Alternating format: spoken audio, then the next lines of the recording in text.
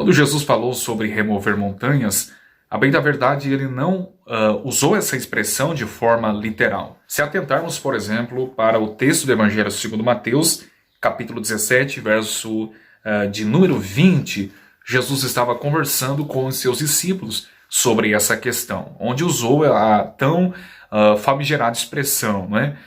E algumas pessoas tendem a imaginar que se tiverem uma fé assim, embora pequenina, como um grão de mostarda, né, elas vão mover montanhas. Não, eu tenho dificuldade em crer que de fato você vai remover alguma montanha se tiver algum tipo de fé, não é? De antemão, tudo está debaixo do controle soberano e absoluto de Deus. Nós não temos esse poder e autonomia de remover alguma coisa. É Deus quem estabelece tudo e todas as coisas, é Deus quem determina tudo. O homem não é uma espécie de semideus ou um Deus com D minúsculo, não. Essa ideia é herética, não se harmoniza com a palavra de Deus. Nós devemos entender qual é o conceito de montes, de montanhas para os judeus.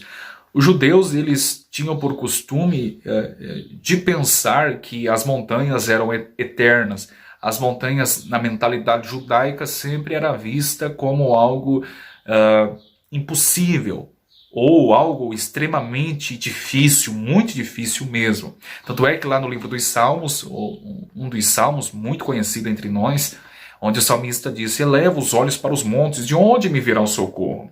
Por quê? Porque na mentalidade judaica, os montes eram vistos como algo extremamente difícil, ou até mesmo impossível. Nós estamos tratando aqui exatamente de um adágio popular judaico. Nós temos os nossos ditos populares, como por exemplo, água mole em pedra dura, tanto bate até que fura, não é?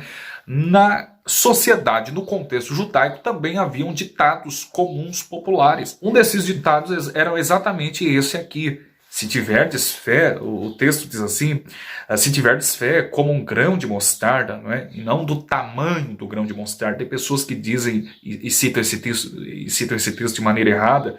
O texto não usa a expressão tamanho, mas diz apenas: se tiverdes fé como um grão de mostarda, direis a este monte, passa daqui para acolá, e há de passar, e nada vos será impossível.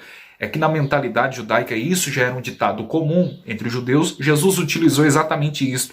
Porque, visto que para um judeu montanha era algo impossível, algo difícil, qual é o contexto aqui? O que está em jogo aqui, à luz desse texto em análise? A Bíblia fala da história de um jovem lunático, né, que sofria de epilepsia e igualmente, semelhantemente, uma influência demoníaca. Apenas um adendo aqui: nem toda epilepsia é de origem demoníaca, diabólica. Acabe com isso. Não é porque uma pessoa você encontrou ali na praça da cidade epilética, espumando pela boca, aí você coloca a mão sobre a cabeça do indivíduo e quer expulsar e repreender em nome de Jesus. Não, nem toda epilepsia, nem todo ataque epilético é possessão demoníaca. Em outra ocasião, no Evangelho segundo Mateus, capítulo 4, Jesus faz a distinção de epilepsia e possessão demoníaca. Ele não coloca ambos no mesmo pacote. Portanto, devemos fazer essa distinção. Só que aqui, no caso desse rapaz aqui, a epilepsia era como uma consequência de uma possessão demoníaca. E os discípulos de Jesus gritaram o dia todo, suaram, né? Viraram cambalhotas e absolutamente nada aconteceu. Não houve resultados positivos e o garoto não foi liberto. É nesse contexto que Jesus fala sobre a montanha.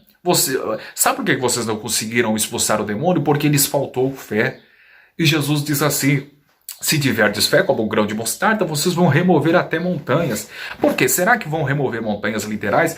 Não, de forma alguma. As montanhas aqui têm a ver com esse contexto do garoto possesso, porque para os discípulos não foi algo difícil, não foi algo até mesmo impossível. Não foi? Portanto, era isso que Jesus estava ensinando. Faltou-lhes fé. A incredulidade de vocês não trouxe bons resultados, faltou-lhes fé. E se vocês tiverem fé, vocês vão remover qualquer coisa.